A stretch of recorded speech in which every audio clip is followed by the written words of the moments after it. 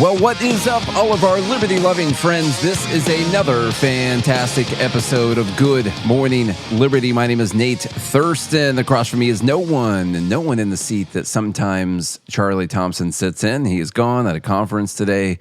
He's very upset about that. He would much rather be here, I promise, but he is not.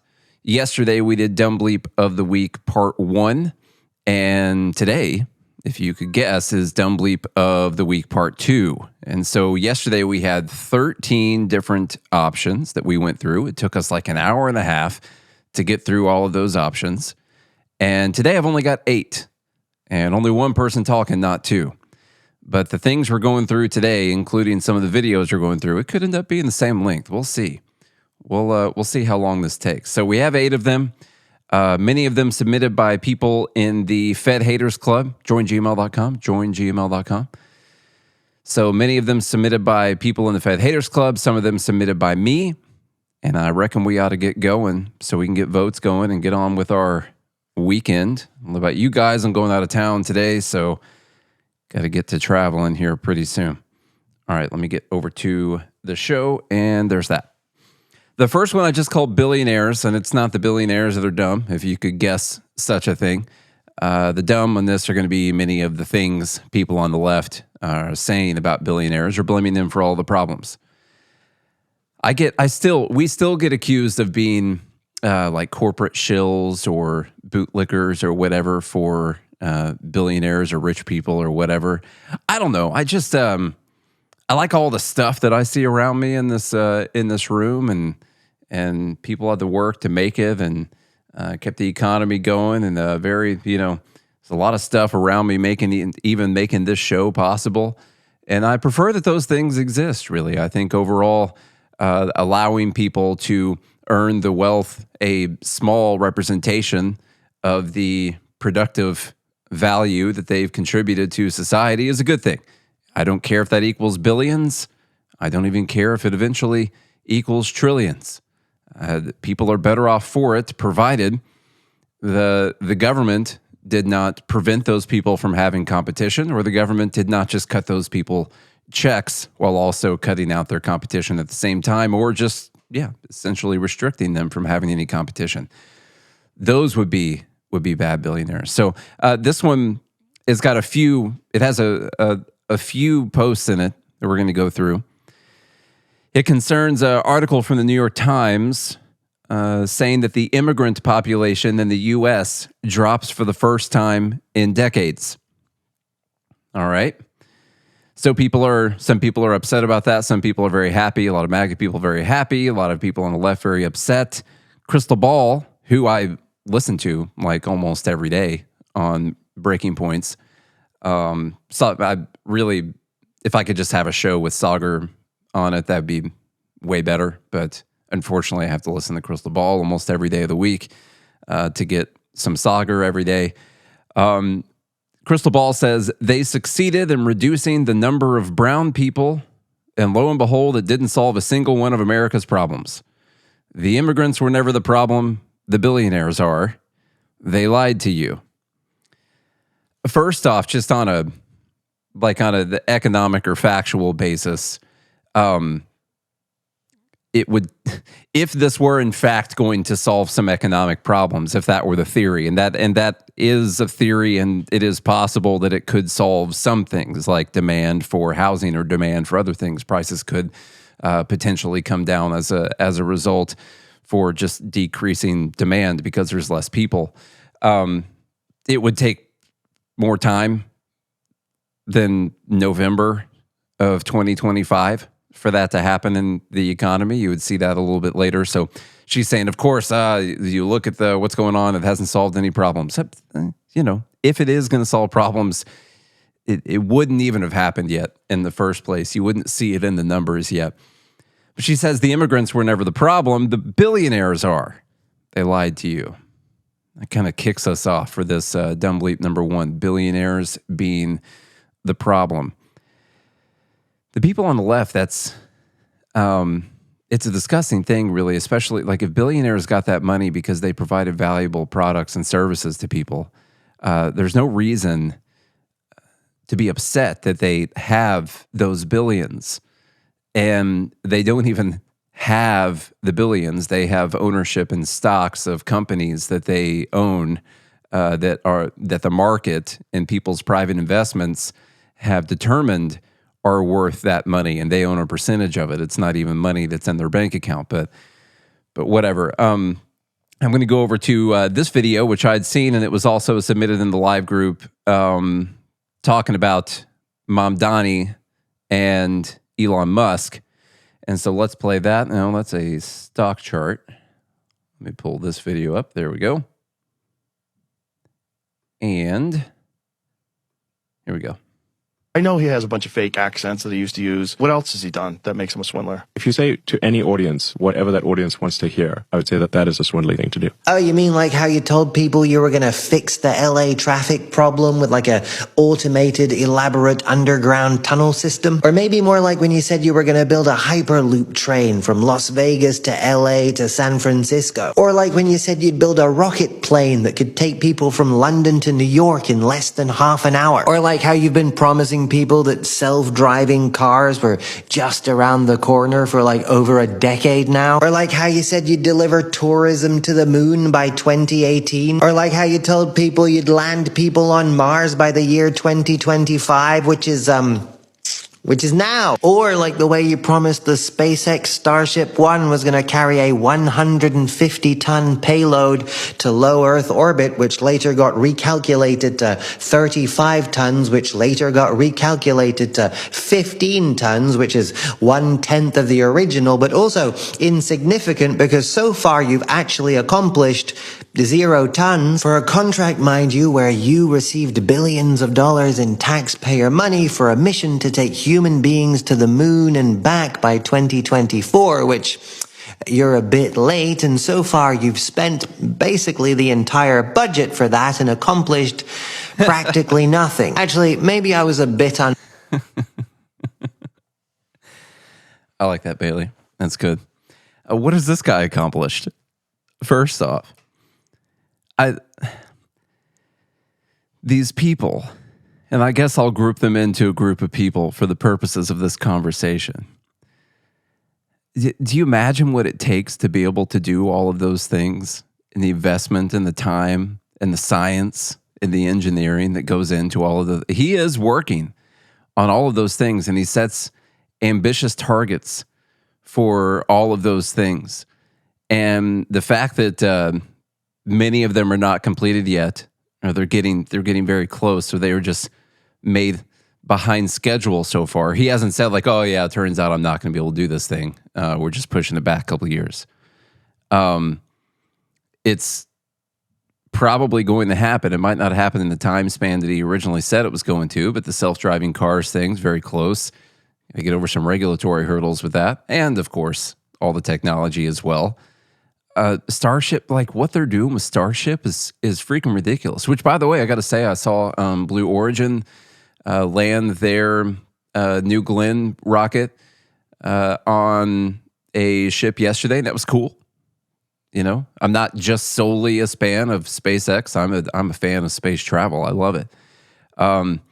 He talks about getting billions of dollars from taxpayers to send people to the moon. That's purely because NASA wants to be in control or involved, or the U.S. government wants to be in control or involved with people going to the moon. Their biggest fear is probably that private people go to the moon, they start staking out land and like mining or something, and them not having a cut of whatever happens, because I'm pretty sure we don't have any laws saying that if you mine something on the moon and bring it back that you got to get taxes. So that's like their biggest fear probably. And so if the U.S. government wants to be involved in that, they want to have control over that, then they end up using taxpayer money. It's still way cheaper than if NASA were to try and build this themselves. He talked about the Hyperloop thing and the tunnel system for L.A. Don't worry, Dumb Bleep number 2 concerns Gavin Newsom, but you guys want to talk about that high-speed rail that they approved in 2008 for California, that they have no operational track on at all since they approved it in 2008, that they, I think now have blown the budget from 30 billion up to 100 billion or more for this thing, and none of it's completed? That's purely taxpayer money? My God.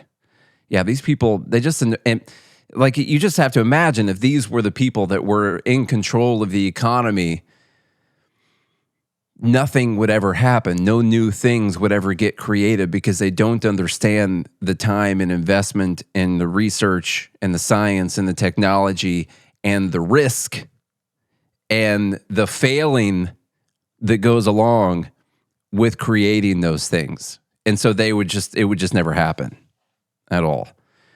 Yeah, we just get a bunch of crappy poetry and paintings. Thank you. All right, continuing number one.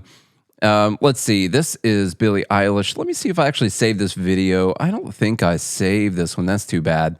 That's too bad. It's Elizabeth Warren responding to Billie Eilish talking about billionaires. Like, why are you a billionaire? And Elizabeth Warren goes on to do her infomercial voice, for just 5 easy payments of 2 pennies on every dollar, we could do all of this. That's just what she sounds like every time I hear her. I didn't save the video though, so we're going to move on to more Billie Eilish stuff. I think this person does music, I guess. I think that's where I've heard this name before, is something concerning music. I'm not 100% sure. Okay, music. That's what it is. Literally, I'm sure I've heard some of her songs. I'm sure I have. This is a musician going by the name of Billie Eilish, and she called out Elon Musk for not using his wealth to aid humanity and resolve global issues, and called him a effing pathetic P-word, B-word coward. An effing pathetic P-word, B-word coward for not using his money to solve global issues. On here, she put end world hunger, rebuild Gaza, save endangered species.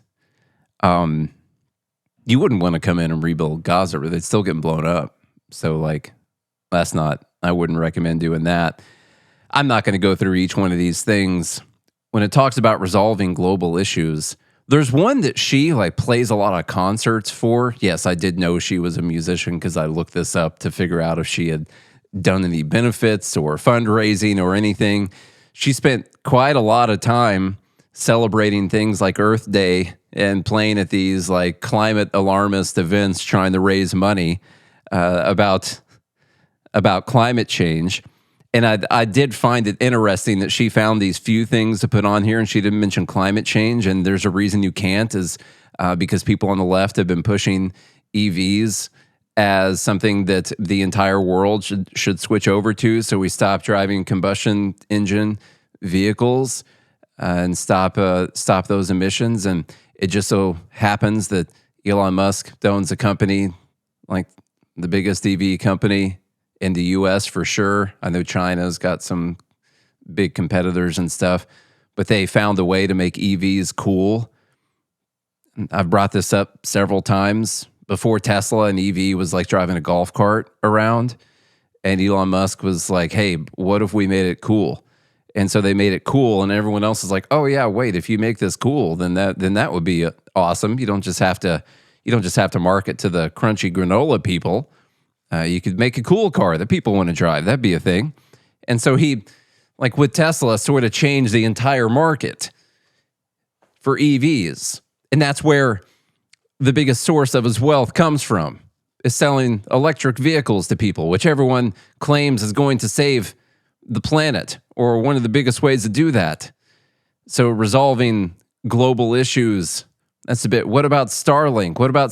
What does she care about Ukraine and Russia? I think having Starlink has been pretty important for their communications, and then being able to fight against Russia or people all around the world getting the internet, especially in times of crisis. People who never had the internet before, discovering porn for the first time. It's The next thing is, this is from a Billie Eilish fan page right here. It says, mind you, Billie donated 22% of her wealth to charity. And if Elon did the same, that would be $220 billion. This could literally end world hunger.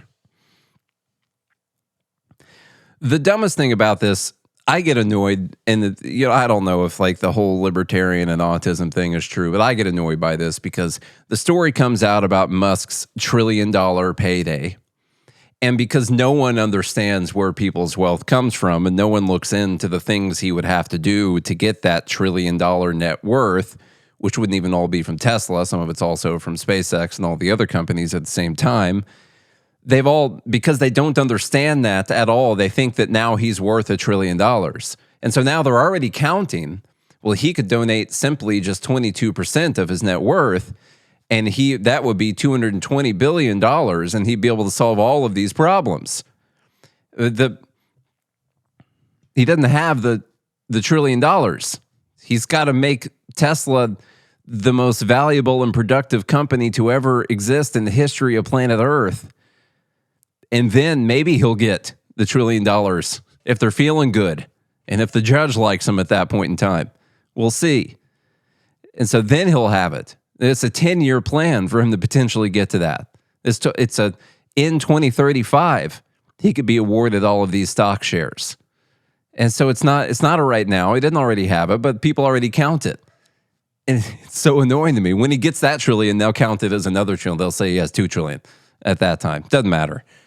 It's ridiculous, man. Just to round this out, if this wasn't blackpilling enough, YouGov did a national survey to see how people felt about Mom Donnie's plans.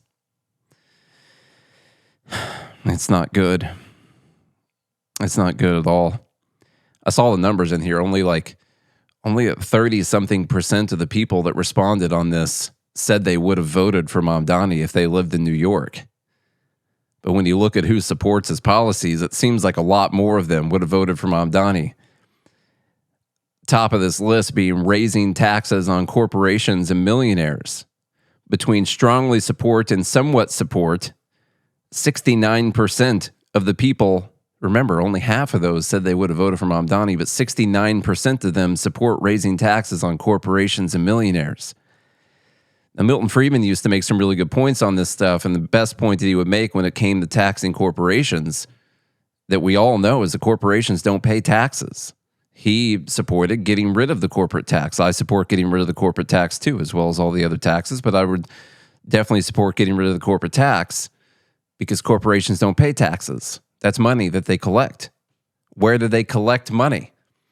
They collect money from you via the cost of the goods and services that they provide to you. This is simply a cost, like material expenses or electricity or whatever. It's just another cost added to the cost of their goods that they just charge to you. But since people don't understand that, and they generally are envious of people who have more than them, they're fine taxing those people more because it feels better than saying that they want to raise their own taxes, even though that's what they're saying they want to do. Implementing childcare for every child aged 6 weeks to 5 years. We got 66% of the people support that. Raising the minimum wage to $30 an hour by 2030.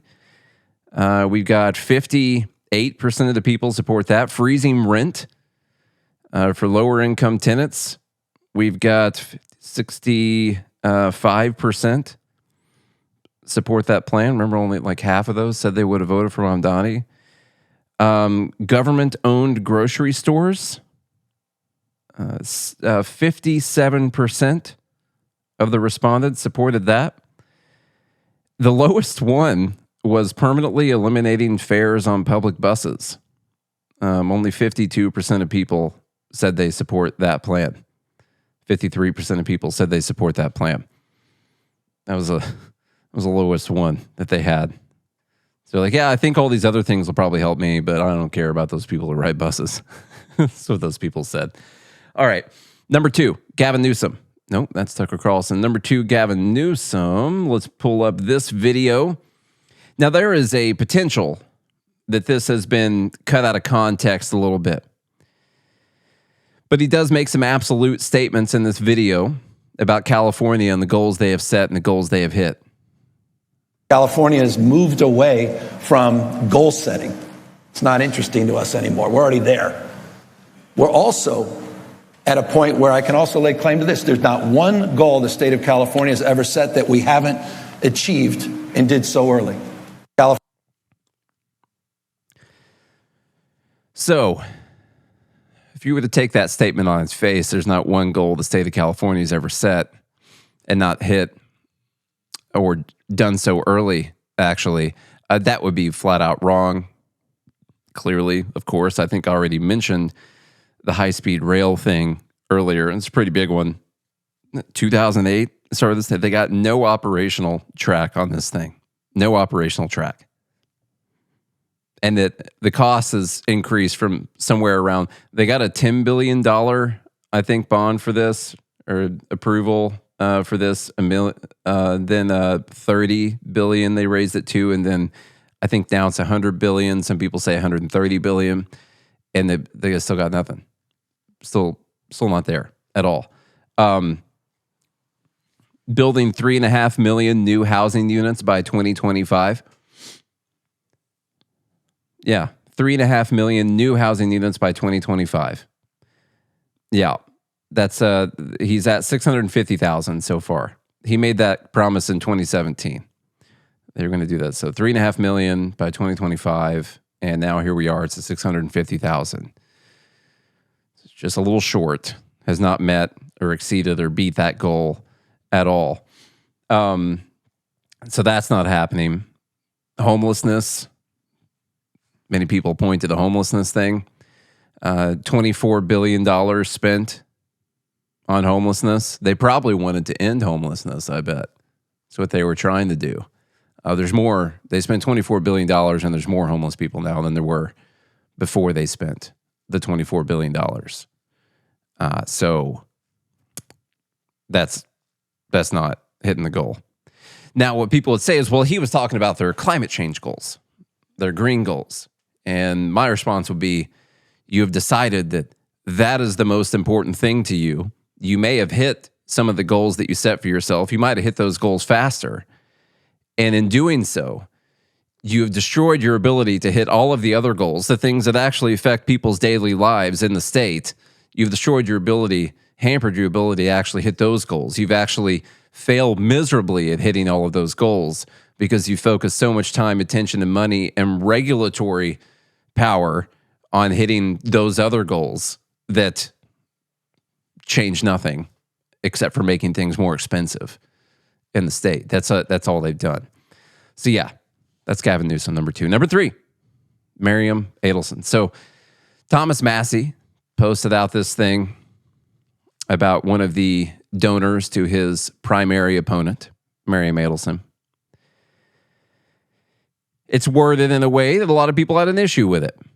So there's 3 big donors to Ed Galrain, who's going to be running or is running against Thomas Massie in the primary, Trump-endorsed opponent.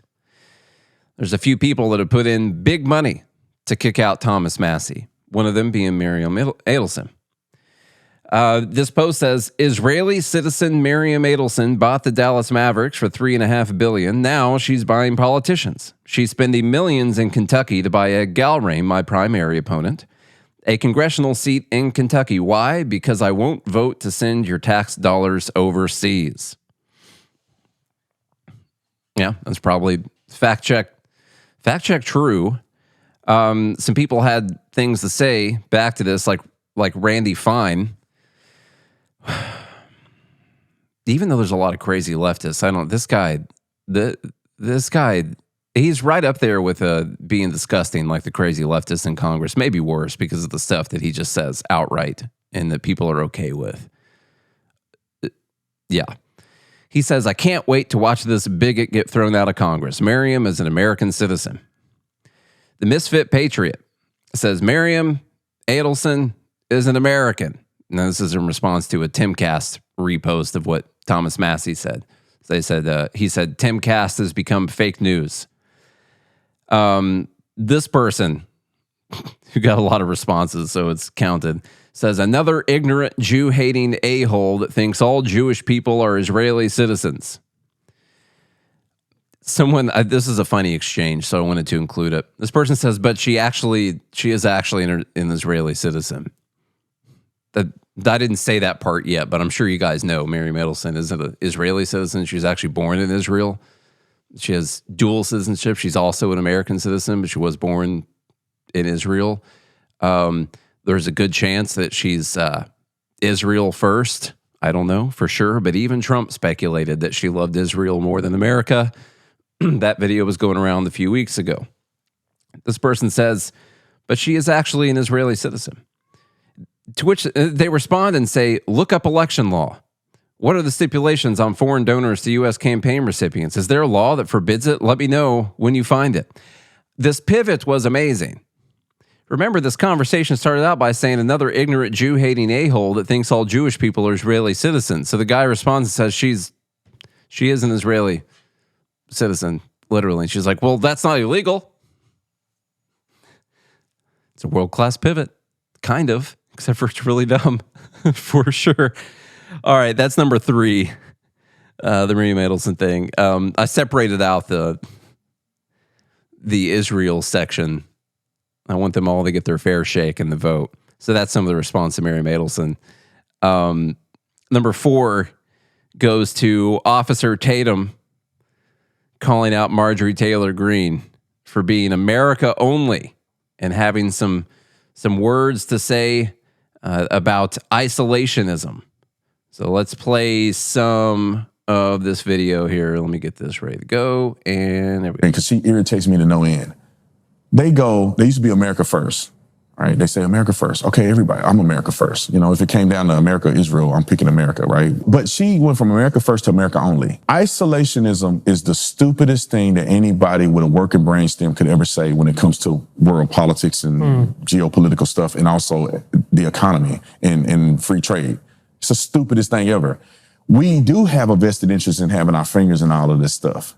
If we withdraw, then what? China is not going to withdraw. China is going to start taking up land here and there. They're going to end up having Mexico. They're going to be in Canada. And then what do you know? We're boxed in, isolated, and negotiation for tariffs and all this stuff is going to be all predicated to the biggest countries that are the biggest bidders. And America's going to be right here. And they're going to have their ships right in the sea. And they're going to have their ships in places where we have our ships. If we begin to be isolationists, we need to work with Israel. We need to work with Qatar. That's why we have a military base in Qatar. You know what I'm saying? So we need to have that. But these dummies are saying we need to be isolationists. We need to not give money to anybody.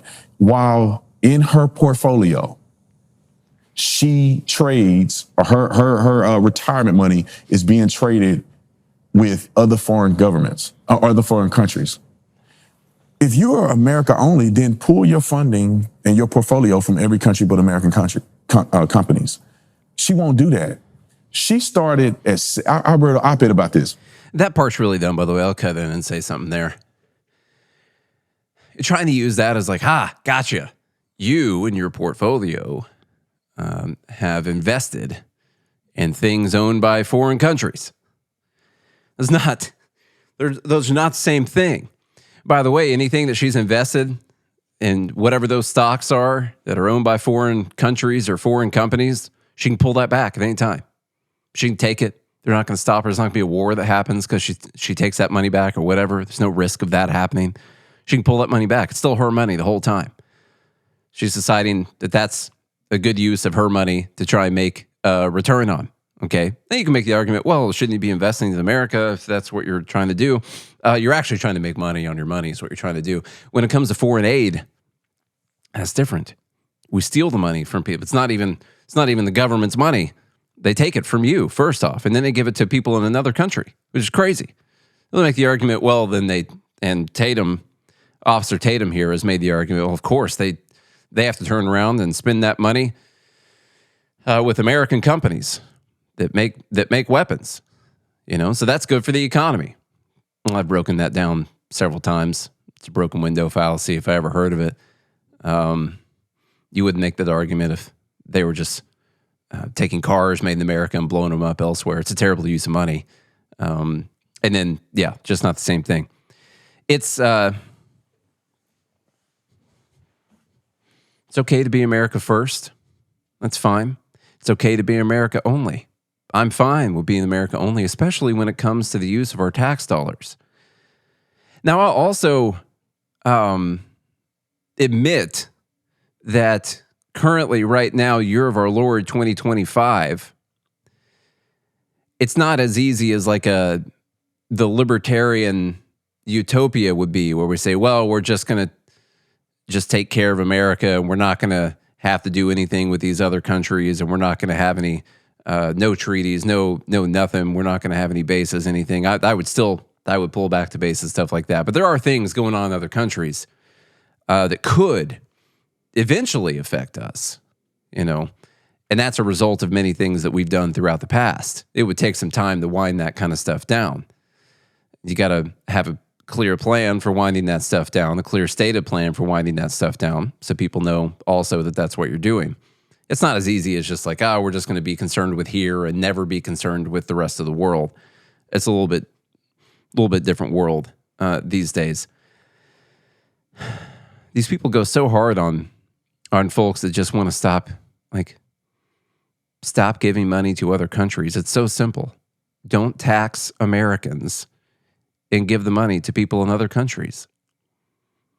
I don't even know how this has not been taken to the Supreme Court and overruled yet. How is this even a constitutional use of our money? There's no way it can be. I guess it probably is, but there's no way it can be. Just imagine what I just said. They take your money. They'll put you in prison if you don't give them the money, so they can give it to people in other countries. It's okay to have a problem with that. It's okay to see the issues going on around the U.S. and have a problem with our people having money taken from them, and sent to people in other countries. It's an insane idea. We got to stop doing it. I'm not saying it's the source of all of our problems, by the way. It's not the source of all of our problems. It's like $60 billion a year or something that we give to other countries in total. If they stopped all of that, it's not like you're going to see we're not going to prevent the fiscal crisis if they stop doing that. That's a lot of money. It's a whole lot of money taken from everyone. Number 4, that was Tatum. Number 5, I called this one Deplatforming. I got a couple things in here from Seth Dillon. He's responding to a video of Dave Smith and Candace Owens talking. I'll play a little bit of the video. I think I have that pulled up. Where is that? There we go. Here's that video. Are these puppets. And I'm including Trump amongst this. He has let his base down, and stop blaming Nick Fuentes, okay? I'm not a Nick Fuentes fan. Why can't Nick Fuentes have a platform? Why can't he have a conversation? Why can't he talk to Dave Smith and Tucker? The free market works like this, by the way, okay? If his ideas suck, then Nick Fuentes will be beaten the free markets. I don't need Nick Fuentes censored. I need you to actually deliver on your promises, so that Nick Fuentes he wouldn't have a platform unless you guys were lying about something, right? Like, you're lying about something where people feel like they're not getting the truth from this person, and they're going and they're listening to more of Nick Fuentes. They sense that you're a liar. And so stop talking to me about this is Nick Fuentes' the grapers, the anonymous frogs, this is their fault. No, this is your fault for not delivering on your promises. And one of those big promises was to protect speech, okay? And we see what you're doing, redefining anti-Semitism on college campuses. Get out of my... All right, she's right about a lot of that stuff. I'm no Candace Owens fan myself, but she's right about that. She doesn't mean she's wrong all the time. She gets things right for sure. Seth Dillon says, this is what I've been saying. Confront bad ideas and defeat them. Most of the criticism of Tucker was that he declined to do that. He didn't expose Nick. He just sanitized and amplified him. And anyone who objected was accused of censorship. No, a lot of the criticism, I haven't done enough research to know if I can call it most. Most of the criticism I saw, especially from people like Mark Levin and the like, did have to do with platforming. Like, you should not let this person on your show. And that is what Dave Smith and Candace Owens are responding to.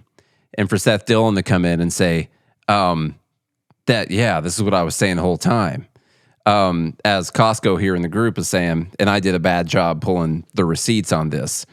Seth Dillon was upset about the platforming of Nick Fuentes in the first place, not even just the conversation. Hey, I'll be honest with you. When I tried to listen to the episode, I tried to listen to the Nick Fuentes episode on both Dave Smith and Tucker Carlson, and I just couldn't. I can't stand Nick Fuentes, and I know that Tucker and Dave Smith have really good ideas, and their ideas are better than Nick Fuentes. And I think Ben Shapiro called it a glazing. I'm pretty sure is the word he used, and that is how it felt when I was watching it.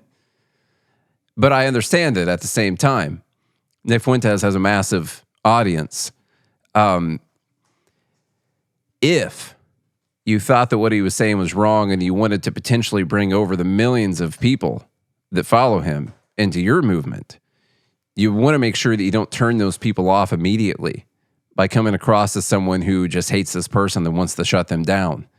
You want to gain their trust so they could maybe decide sometimes to click on you, and maybe they would disagree with some things you were saying, but they would have that foundation of, well, at least this isn't that person who wants to censor my guy Nick and who wants to deplatform him and who just hates him and it's just automatically against everything he says. Like, they sat down and they had a good conversation with him.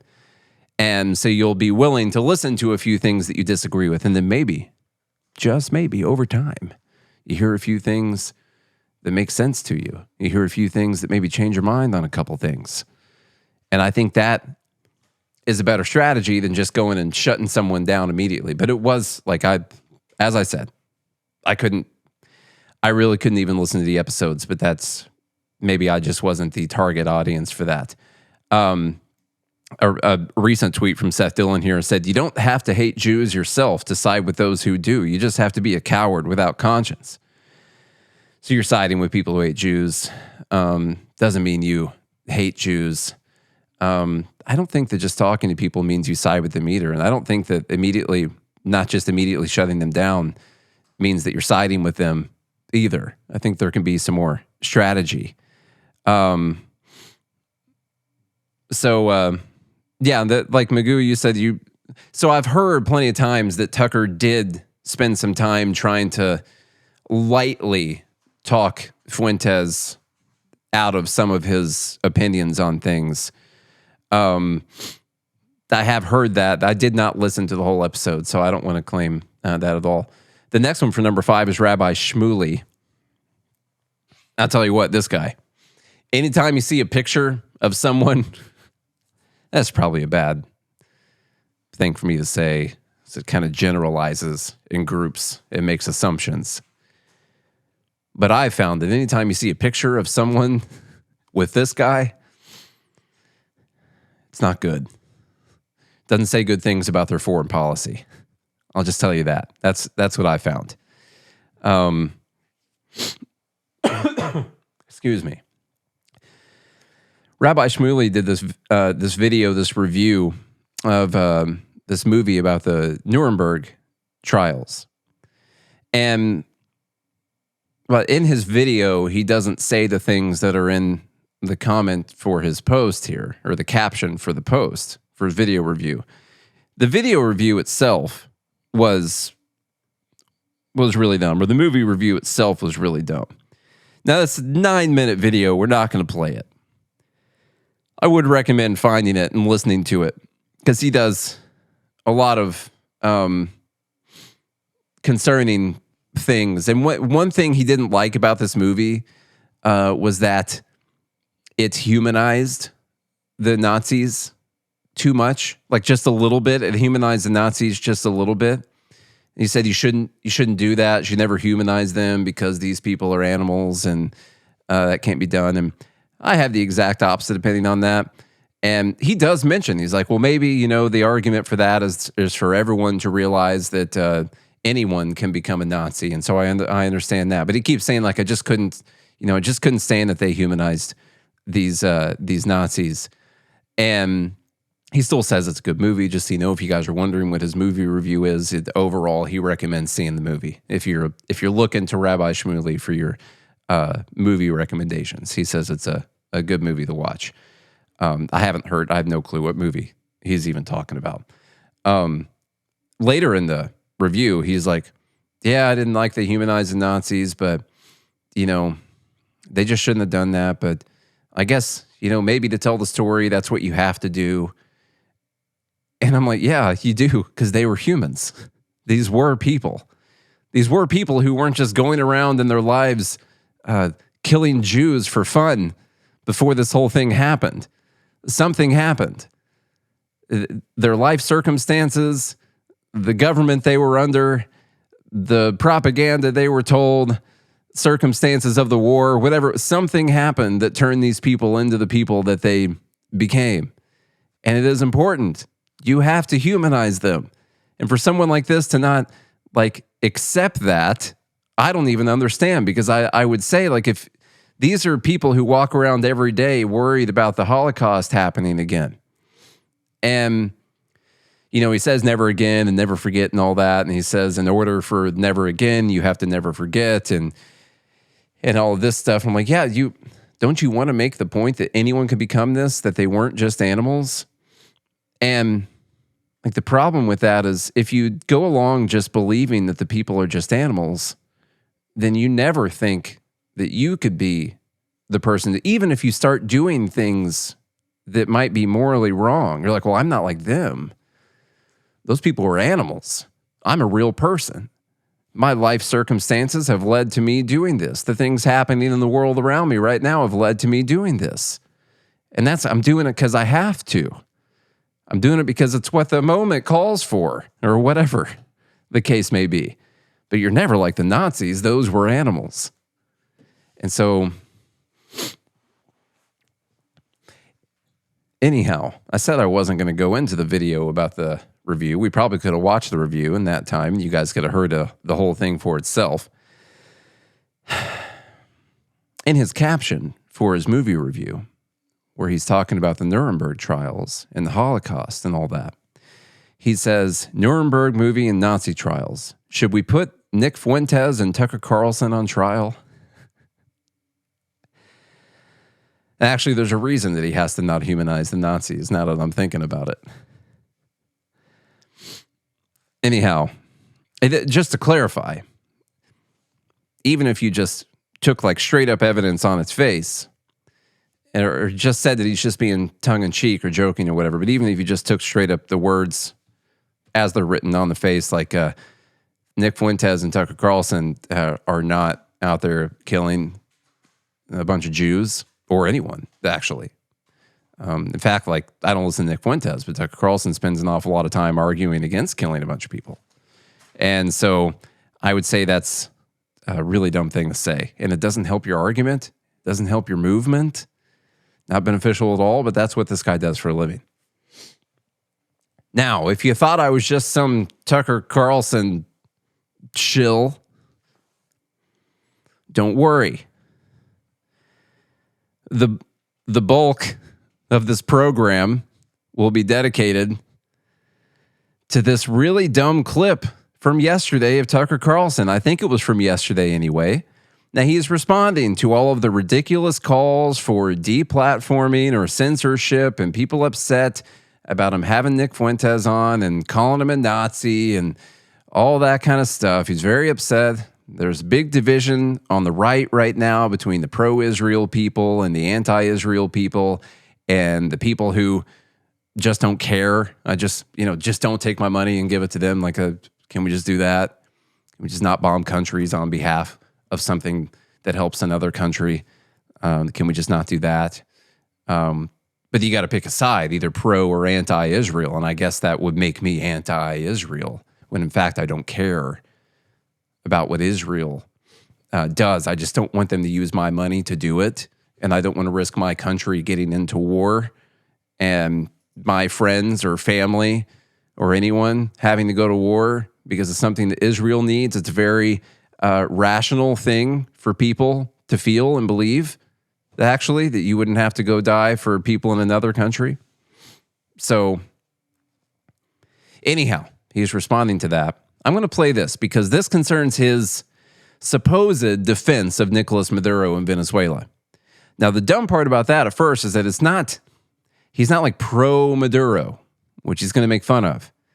They'll turn the same way they do like you're pro-Hamas or whatever. If you're against the war, what's happening between Israel and Gaza, and what Israel's done to Gaza, you're like pro-Hamas or whatever. If you're against regime change in Venezuela, if you're against the random bombings of 20 or so different boats so far, and our largest aircraft carrier pulling up out there by Venezuela, and potential talks of land strikes and all of that in Venezuela, if you're against this stuff, then you must be pro-Maduro, just like you were pro-Saddam, or you were pro-Jihad, or pro-Taliban, or pro-Al-Qaeda, or anti-troops, or whatever the case may be back in 2003. It's sort of the same thing. So it's ridiculous. Let me play. I'm going to show you my disagreements with him, and that's fine. It's fine to have those. So this is a very revealing exchange that took place 6 days ago, last Thursday, on stage with Megyn Kelly.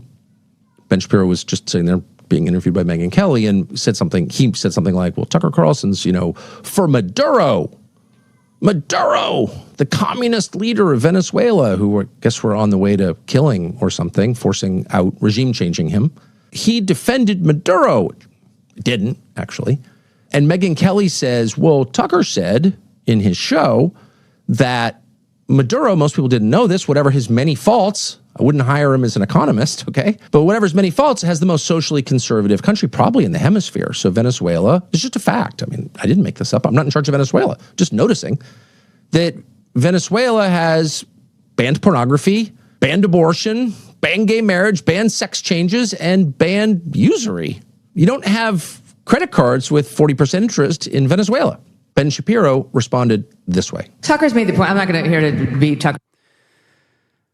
So before we get to Ben Shapiro's response, and I might get most of this out of the way here, he said they banned pornography, they banned abortion, sex changes, gay marriage, and usury. He says you don't have credit cards at 40% interest rates in Venezuela. Going to take a couple of these things. As you guys know, Venezuela has gone through somewhat of a crisis, crisis to the tune of tens of thousands of percent inflation, something that we can't even comprehend how terrible that would be and what it would do to our country. And so they went through this as a result of their terrible economic policies, of course. They went through this, but they've got a very social conservative government, apparently. And so give those like, oh, those are important, though. We can't, I don't know. He's not making this up. You can't throw the baby out with the bathwater kind of thing. Those are important. Those are good things. I'll start with a 40% rate on the credit card. It's like they don't have 40% rates on credit cards. First off, yeah, they do. Their legal limit is, I think, 57% on cards.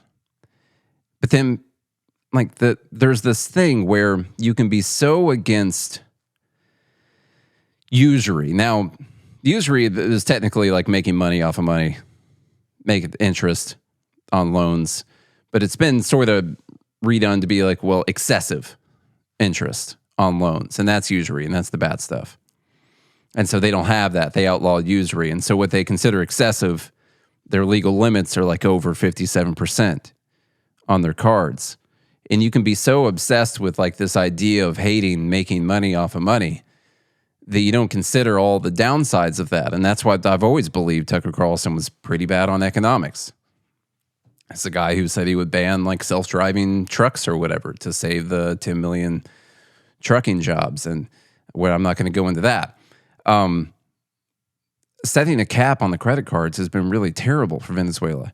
Can you think of a reason why a 57% rate on a credit card would actually be pretty good in Venezuela? Like, that's pretty awesome, actually, because their inflation is more than that.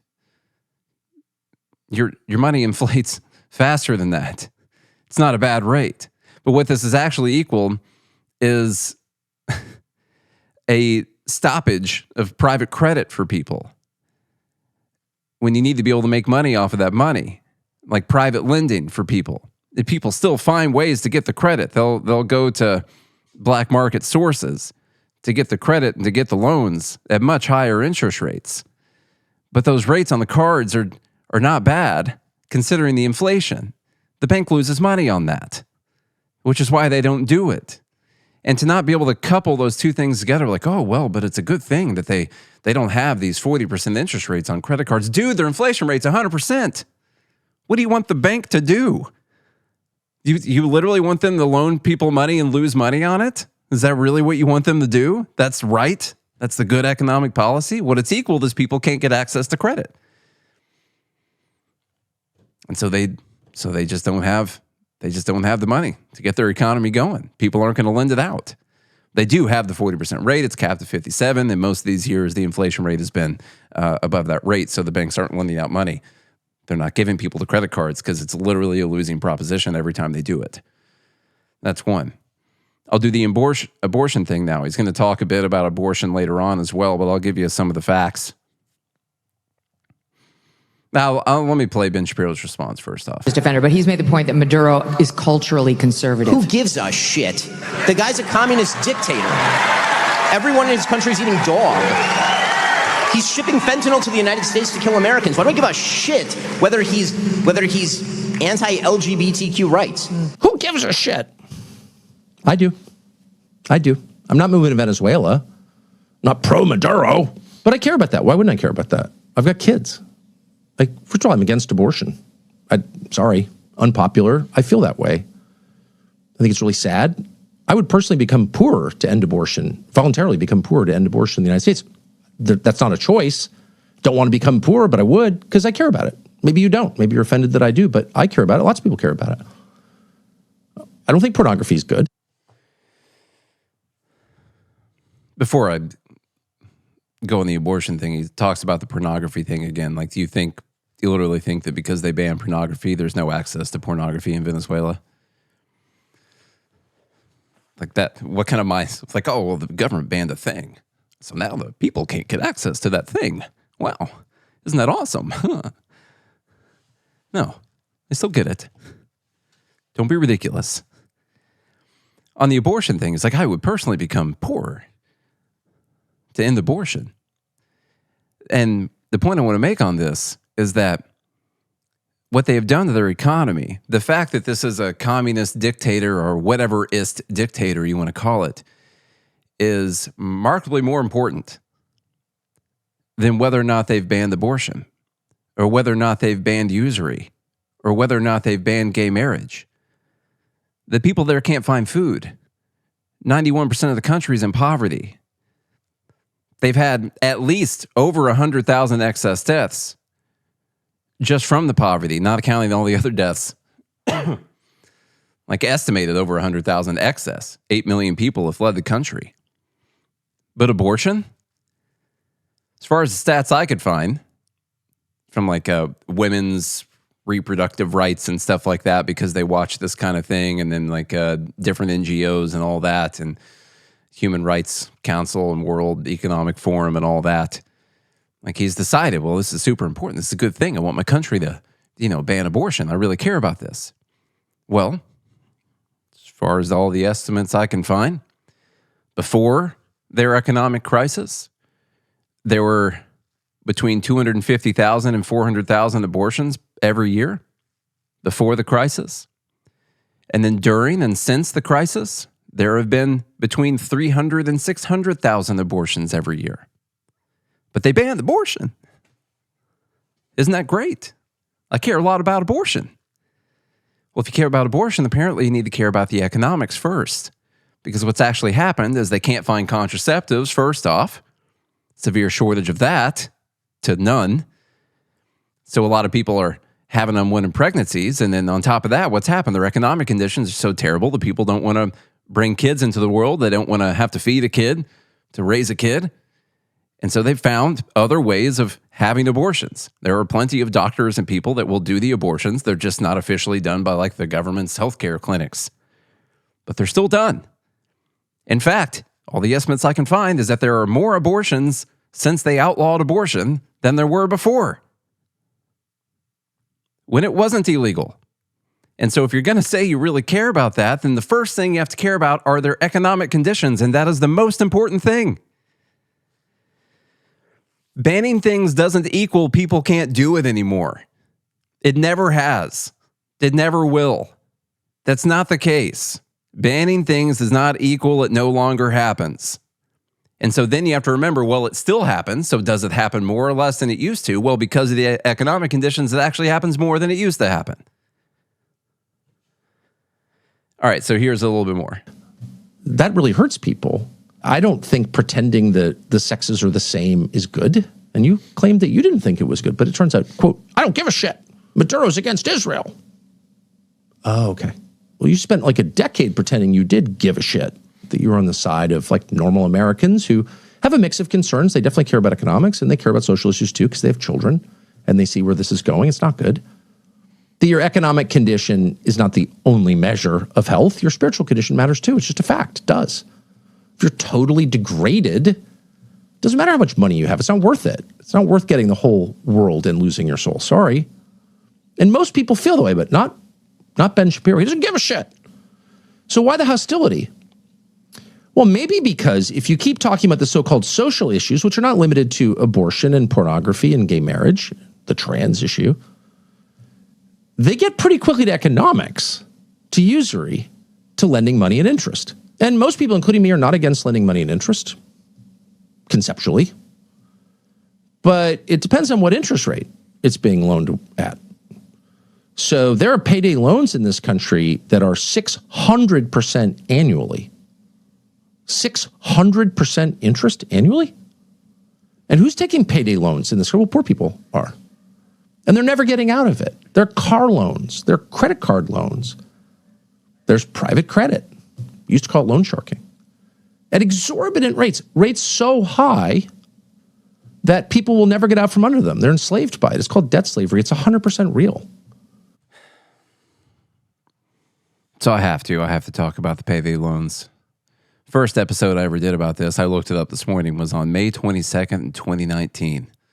And I was responding to Bernie Sanders, talking about payday loans having a 600% annual interest rate.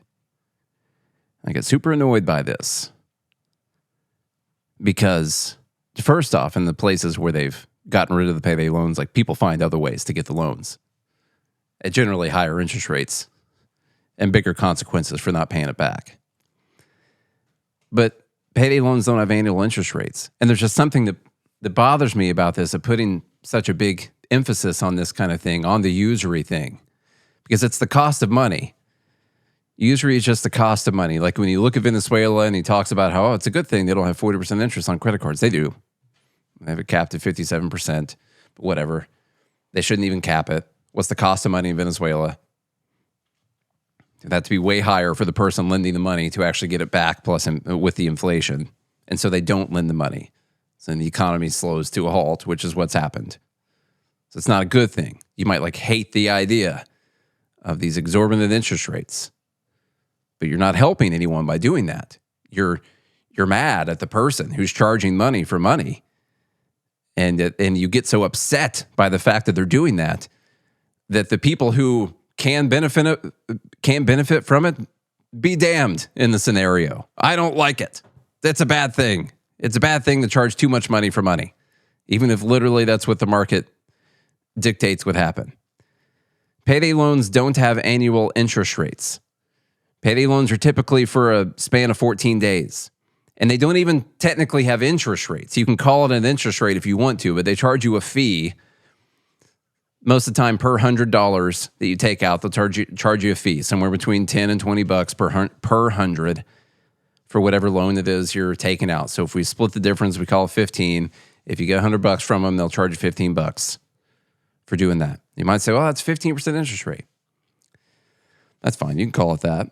But then they take that and they annualize it for a 14-day loan, a loan that is supposed to be paid back after you get your paycheck. So when someone goes and they say, well, I need $100, I get paid next week. I get my paycheck. I'm like, I need the $100 right now. If I don't, they'll shut my electricity off. They'll do whatever. You go to a person and you say, I need $100 right now so they don't shut off my electricity. And they say, okay, well, you got to give me back $115. in 2 weeks. And you call that an interest rate if you want. They call it a fee. But then people who just don't want this to happen for whatever reason, because it upsets them, in order to manipulate people, will tell you what the annualized interest rate is on that. So if the person who goes and gets a $100 loan, then they get a $15 fee. If they don't pay it back, they get another $15 fee. And there's a $15 fee every single 2 weeks. I don't know what 26 times 15 is. That's the $260, $390 on top of your $100. So you're going to have to pay back $490 for a $100 loan that you took out. And they're like, oh, this is 400% interest. Or whatever it is. I don't know if any of the math was correct when I just said that. That's 400, 500% interest rate. No, it's not. It's 15% interest rate for the $100 loan. That's what it is. Talking about annualized interest rates for something that is a 2-week loan just means you don't like it. That's what people have to charge. And by the way, they make like $1 off of that after all the fees when it comes to underwriting, all this kind of stuff for actually doing the loan.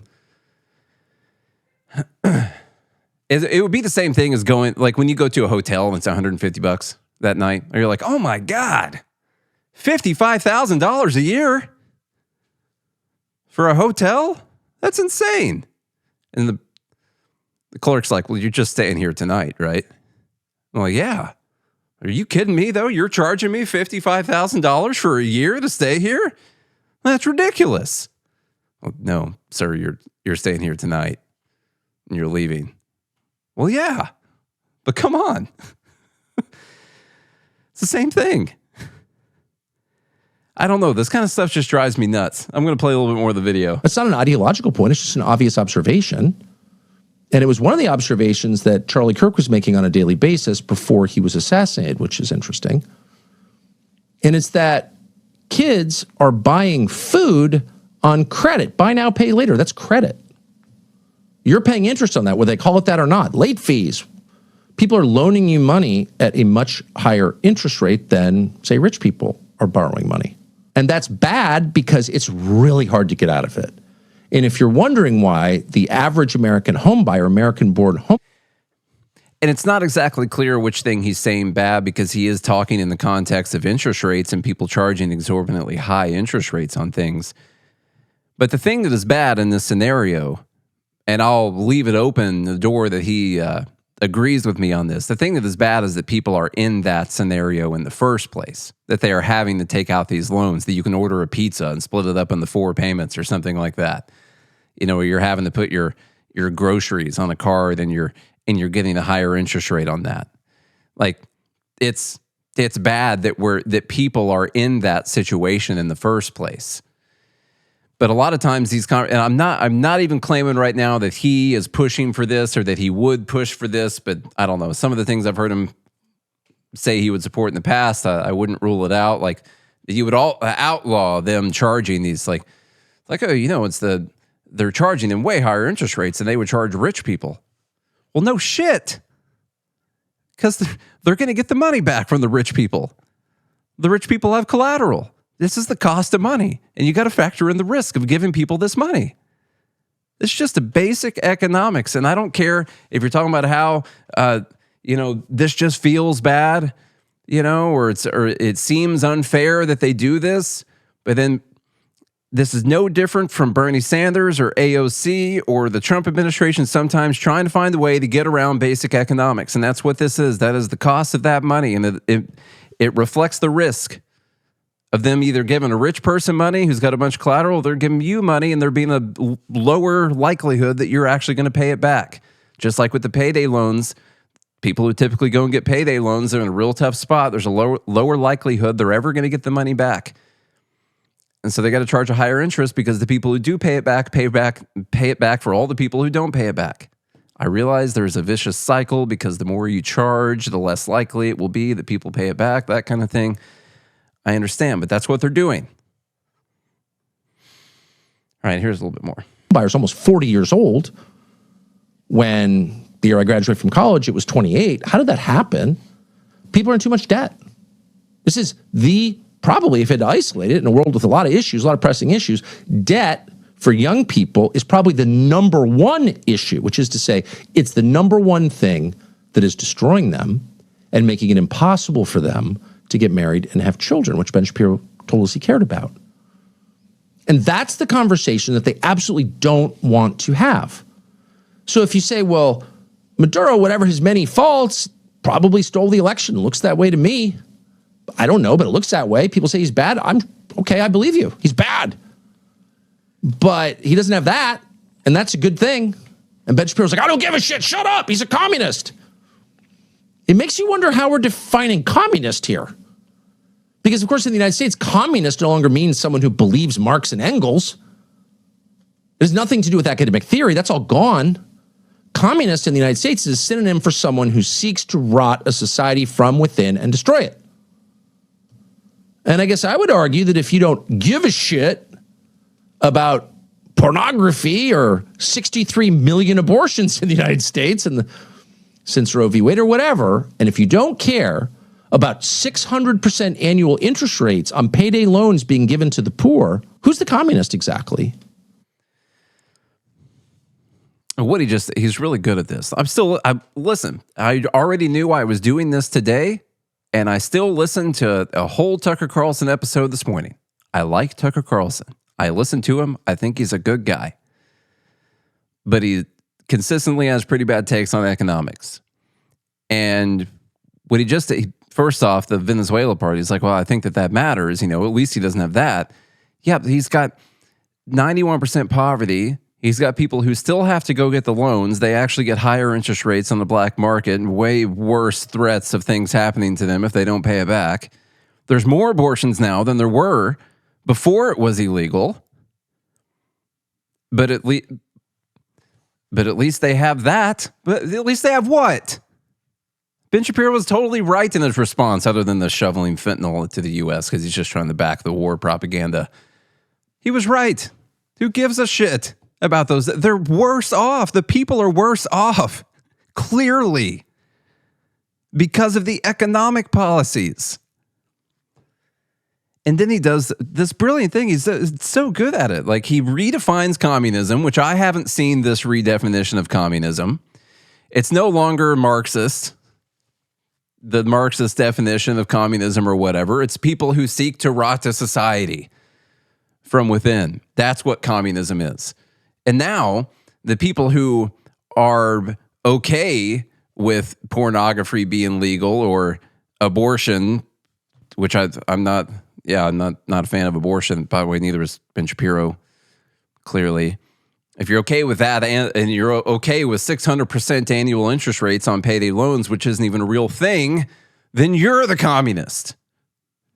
The anti-communist would outlaw those damn banks from charging what they want to charge. Who's trying to rot this country from the inside? Who doesn't care about the destruction of human beings in our country? It's not me.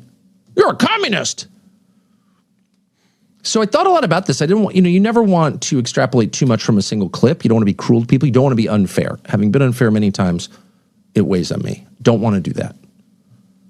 So kind of looked around. Is this consistent with Ben Shapiro's worldview? Does he think GDP, the aggregate economic activity in a country, the bottom line number, which really doesn't tell you that much, but for simple people like Ben, who aren't sophisticated in their understanding of economics, that's important. GDP.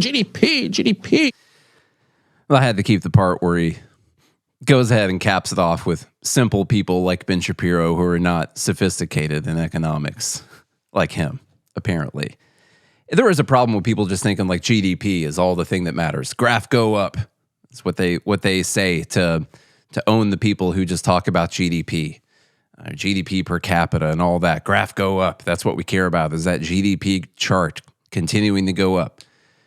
The problem in Venezuela is graph go down. If I say it's graph go down hard, that's the problem. It's not that you want them to have all this extra abundance and 8 cars and the brand new cell phone and all that kind of stuff and say, well, yeah, look at that GDP. No, the people are dying because of their terrible economic policies. I know that he knows that. I know he knows that. I'm not saying he's saying what I just said, but I got to make the point anyway. Okay, that's enough on Tucker Carlson. I'm still going to listen to Tucker Carlson. Listen to him all the time. I think he does a great job. It's like, I just purely try to bring you an unbiased perspective on these things. And I was watching this episode, as I watch a lot of his episodes, and I heard that span of time, and I was like, good God. This is something else. Number 7, Jasmine Crockett. I got 2 things on Jasmine Crockett, and then we're going to make fun of Democrats real quick, separately from Jasmine Crockett. I'm going to get out of here. Here's Charlemagne talking about Jasmine Crockett. Jasmine Crockett is actually what the Democrats should be leaning into, like, because she is a phenomenal messenger. And some people just got it. Like, some people just have a different anointing on them. You don't know why certain people, cause folks to gravitate towards them. To me, it's more than Jasmine Crockett having that moment with Marjorie Taylor Greene when she was like bad bleach body or whatever it is. Like, if you watch her in these congressional meetings, like, she's always on message about something. I was watching her yesterday and she was, just blatantly, she was like, yo, Donald Trump is racist and this whole administration is racist and it starts at the top. And she just broke down example after example of why she just said what she said. And you heard them gasp. I love that his example. First example he can go to is like, yeah, she's the best messenger and she's so good. She goes out there and she calls Donald Trump racist. That's a novel idea. Yeah, I think the Democrats should learn from that plan. Have they tried? I'm surprised no strategists have come up with this plan that Charlemagne and Jasmine Crockett are working on of going out there and talking about racism more and calling Donald Trump a racist and his administration a racist. That is, honestly, to their detriment, they have not tried that one single time, to my recollection, at all. Let me see if there's anything else good in here. But then she broke down example of why she feels the way she feels. But it was all rooted in how, they just don't care about what's going on with the poor and disenfranchised. They don't care that y'all not getting y'all checks, during the government shutdown. They don't care that the SNAP benefits, are going to be gone on November 1st. They don't care about none of that. They care about that ballroom. And just the fact that she was able to articulate that in that 3-minute clip that I saw, and it was so powerful and so provocative, and you understood what the root of her issue was. And she got you by just saying, Donald Trump is racist and this administration is racist, and let me tell you why. And then you get into all of the issues. I'm like, you need somebody like Jasmine Crockett. She is I already did my whole sarcastic thing before this, so I don't have anything extra to say except for sure. Go for it. Just do it. There's another funny clip going around of radio show host Stephanie Miller kissing the feet of Jasmine Crockett. Future Senator of the I guess there's a picture. Can you confirm that I just kissed your sneakers? This is true. She's on camera saying she'll do the radio. I am. We're doing it. Future. There's this thing that Jasmine Crockett does that I get it, I guess. It's common among populations. But it's so fake. Like, as far as her being the perfect messenger, like, which messenger? Which messenger is it? I don't understand how people are okay with this. And I mean black people. I don't understand how black people are okay with this. It's not like Jasmine Crockett, like,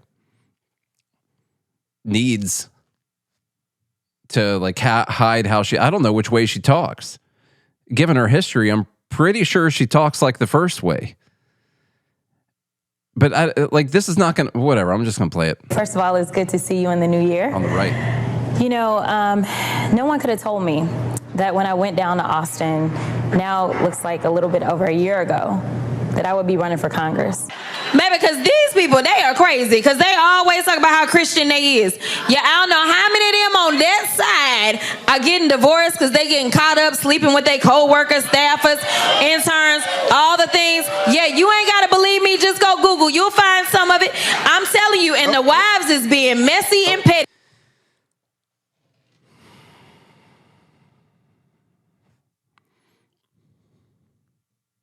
Why? Like the code switching. I know it has a name. I know that people do it. The code switching, like there's a switch in your head where you're like, okay, I know what proper English is. I know what word is supposed to go here. And I'm going to turn that off. I'm going to talk like that. And I just, it's so fake. Whatever. Let's have her be the messenger. Let's use the second version of her. I want only her be the messenger, talking to rooms full of black people, and then that's how they should do the messaging. Last thing, Dumb Bleep number 8, and we'll get out of here. I warned you at the beginning. I thought this would be as long as yesterday's episode, even though I have 8 instead of 13, because I knew about the Tucker Carlson video in the middle. Number 8, Democrats sort of... So some emails have been coming out concerning the Epstein thing. And they didn't understand, I guess, what they were doing. But they put out this, now before these emails, it was like Epstein and Trump, they're best friends. We all know that. These guys are best friends. Look at this letter that he wrote for Epstein's birthday or something like that. Here's an example, the secret history of Trump and Epstein's friendship, all that kind of stuff. And then they put out this letter. They put out a couple posts. They deleted one of them because it was just way too on the nose for how stupid it was. But in the letter, Epstein says, he's talking to Larry Summers. He says, recall, I've told you, I've met some very bad people. None as bad as Trump. Not one decent cell in his body. So yes, dangerous. Now Epstein, who is running this B&B on this island or whatever, says that Trump is dangerous to him. And he doesn't have a good cell in his body. Now, you can take that a couple ways. You could say, wow, even Epstein said this about Trump, which would deny their very extremely close friendship. I guess they had a close friendship publicly or whatever. But Epstein really thought this about Trump. Or you could say a guy as bad as Epstein thought that Trump was dangerous. Dangerous to what? And now, here we are talking about how awful Donald Trump is. And you know who agrees with us? Jeffrey Epstein. Us, Democrats and Jeffrey Epstein, bring you this message that Donald Trump is a terrible person. Which is why they deleted one of their posts yesterday. This is from @the_Democrats on X. And it does not fit their narrative at all. It's not working. They did some other shady stuff too, where they released some of the emails and they redacted the name of a victim. And this was supposed to insinuate that Trump was involved with some of the terrible things that happened with the victim. It turns out they were redacting because Republicans released an unredacted version. They were releasing them talking about Virginia Giuffre, which who had already come out publicly, testified, written a book that Trump had never done anything wrong, to her at least, I guess, or that she had never seen him do anything wrong. And she's come out publicly as a victim. That was her thing before she died. And they redacted her name because if they would have put Virginia Giuffre in there, then people would have said, well, wait, I mean, the person that you're saying, giving this insinuation with, said that Trump didn't do anything wrong already. She already said that. And so it would be like, okay, well, that's not what this means. So instead they redacted the name. It just said victim over it. And people ran wild with it. And so they're going to have their fun with this whole Epstein thing. And of course they are. And I'm interested in seeing how the whole thing plays out. It's going to be, it's going to be fun times. I started worrying last night about what kind of distraction we could end up getting. The last few months have been pretty crazy. And I just wonder what's going to kick up now. This meme kind of summarizes the whole thing. It's that meme, if you're listening, of the two guys, you know, one says Democrats, one says Jeffrey Epstein, and they agree, meet their hands in the middle, saying Trump is the worst. And that's what they accidentally did. Those are the dumbs for this week. Let's get through the votes. Let me find the Dumb Bleep voting channel so I can tell you what they are. Number 1, the talk about billionaires. Number 2, Newsom and then completing all their goals. Number 3, people upset that Thomas Massie called Mary Matelson an Israeli citizen, which she is. She was born in Israel. Number 4, Tatum being upset about the America-only approach and isolationism being the dumbest thing.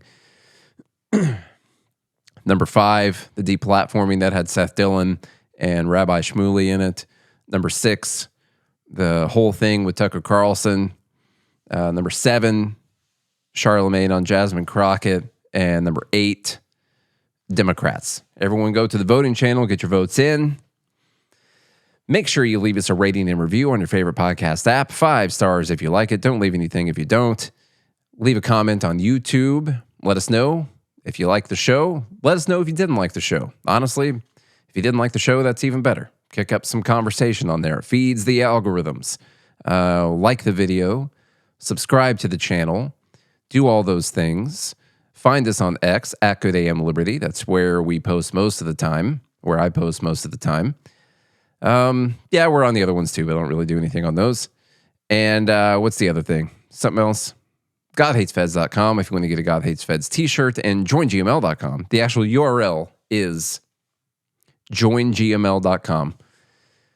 I don't want you to go to gml.com and hit join. I want you to go to the URL joingml.com, which will bring you into our private Discord server, which is where we stream the show live to every day, to the Fed Haters Club, and they get to vote right now for Dumb Bleep. And so we're going to see who is winning. We got to move some votes around there, y'all. We got a few ties here. We're now going to narrow it down. Deplatform is out. Let's take, and let's go to, let's see here. And try and break up the vote, which is spread amongst a bunch right now. I think because I see where votes are moving the most right now, I think I'll cut out Adelson, and we're going to leave number 6, 7, and 8, Tucker Carlson, Jasmine Crockett, and Democrats. So let's see if we get any votes there. And of course, whoever wins this one is going to be going up against the winner from yesterday. I'm going to declare the winner in 5 seconds. They're going to be going against the winner from yesterday, which was the Senate Payday, which apparently, allegedly, is going to get repealed. We'll see. We'll see if that happens. But that $500,000 minimum per instance payday that some senators wrote in to the clean CR for themselves. Looks like number 7, Charlemagne on Jasmine Crockett. That's going to be the winner. Hey, see, you do all that time on other stuff, and it's the one you spend 2 minutes on that wins. You know, that's just the way. You just never know how it's going to go. So now let's get the votes going between. Thanks, Costco, for taking care of that. Let's get the votes between the Senate Payday and Jasmine Crockett. So everyone go and vote between those, and we'll see who wins. We do this every week, by the way, if it's your first time listening. At the end of the year, which is coming up soon, we know the winner from each month so far. We're going to separate the months into quarters. And so we're going to go, say, January, February, March against each other for Q1. And that's when our fiscal year starts, same as the calendar year. And so we're going to do Q1, 2, 3, and 4. So then we'll have the final 4. And we'll get those down to figuring out who Dumb Bleep of the Week is. And it looks like Dumb Bleep of the Week is handily going to go to number 1 from yesterday, which is that Senate Payday.